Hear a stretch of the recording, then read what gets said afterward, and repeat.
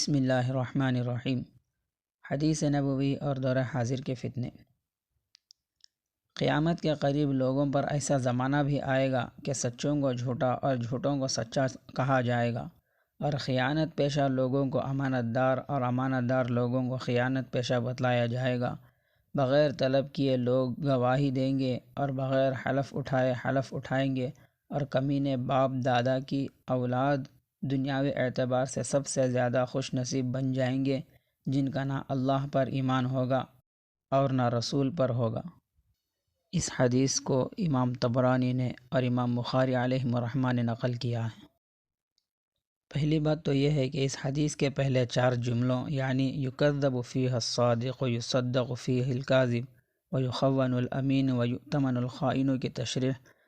دوسری حدیث کے تحت گزر چکی ہے، وہاں دیکھا جائے۔ اس کے بعد اس حدیث میں مزید 3 علامات فتن کا ذکر ہے، وہ یہ ہے کہ وَيَشْهَدُ الْمَرْءُ وَلَمْ يَسْتَشْهَدْ، یعنی آدمی بغیر گواہی چاہے خود گواہی دے گا۔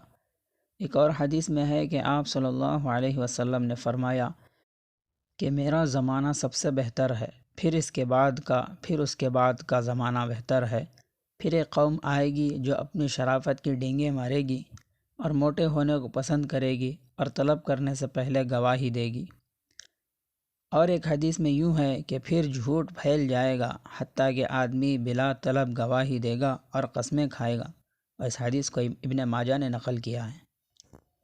اس کا مطلب یہ ہے کہ حاکم و قاضی کی عدالت و دربار میں اپنے ناجائز مطالبات اور باطل دعووں کو منوانے اور ثابت کرنے کے لیے لوگ جھوٹے گواہوں کو کرائے پر لے جائیں گے،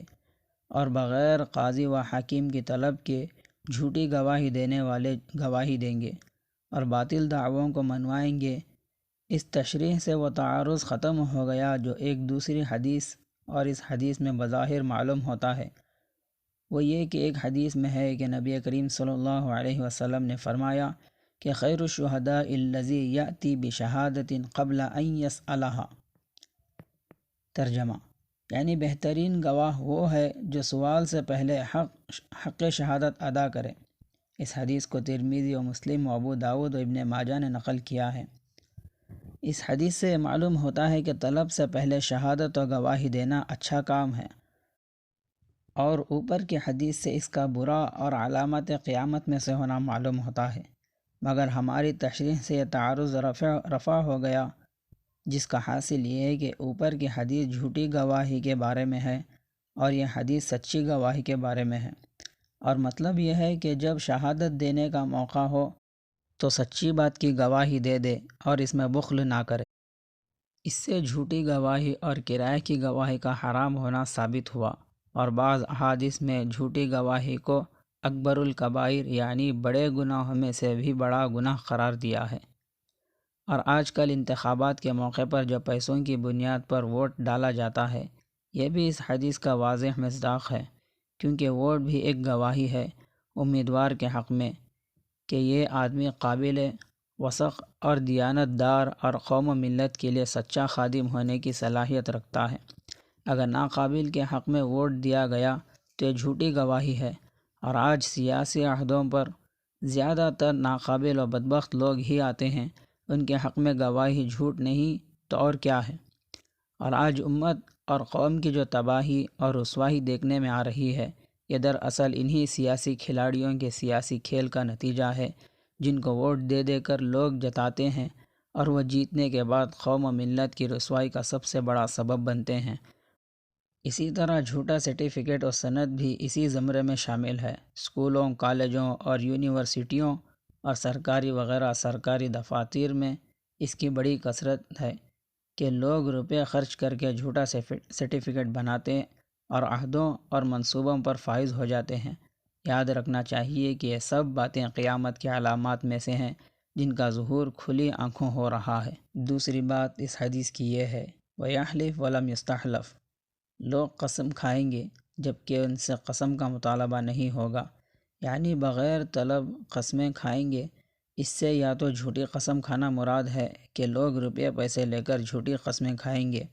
یا یہ مراد ہے کہ ہر بات پر بلا وجہ قسم کھائیں گے۔ امام طحاوی رحمۃ اللہ علیہ فرماتے ہیں کہ یہ بھی مکروہ ہے کہ زیادہ قسمیں کھائی جائیں، معلوم ہوا کہ بعض لوگ جو بلا وجہ قسمیں کھاتے ہیں یہ بھی علامت قیامت میں سے ہیں۔ تیسری بات اس حدیث کی یہ ہے وَيَكُونُ أَسْعَدَ النَّاسِ بِالدُّنْيَا لُكَعُ بْنُ لُكَعِ لَا يُؤْمِنُ بِاللَّهِ وَرَسُولِهِ، یعنی آخری زمانے میں دنیا کے لحاظ سے سب سے زیادہ خوش عیش وہ آدمی ہوگا جو بے ایمان و ذلیل و نکما ہوگا اور ذلیل و نکمے کی اولاد ہوگا، یعنی اس کا نکما پن خاندانی ہوگا۔ اس حدیث میں فرمایا گیا ہے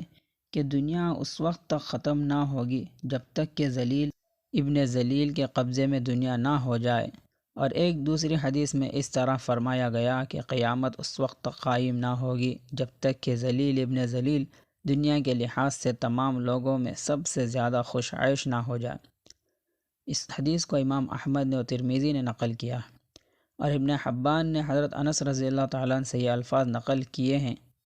لا تنقضی الدنیا حتی تکون عند لکع ابن لکع، اور ایک حدیث میں حضرت ابو ذر رضی اللہ تعالیٰ عنہ سے یہ الفاظ روایت کیے ہیں جس کو طبرانی نے نقل کیا ہے۔ ان دونوں احادیث کا خلاصہ یہ ہے کہ قیامت اس وقت تک قائم نہیں ہوگی جب تک ذلیل ابن ذلیل کے ہاتھوں دنیا نہ لگ جائے یا پھر وہ دنیا پر غلبہ نہ پالیں۔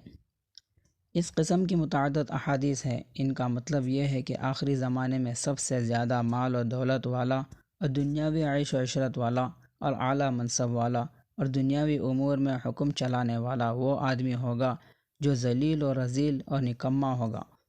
اور اس کا باپ بھی ذلیل و نکما ہوگا۔ علامہ ابن رجب حنبلی رحمۃ اللہ علیہ نے جامع العلوم والحکم میں اس کے تشریح میں فرمایا کہ ان ساری احادیث کا مضمون جو قیامت کے علامات میں ذکر کیے گئے ہیں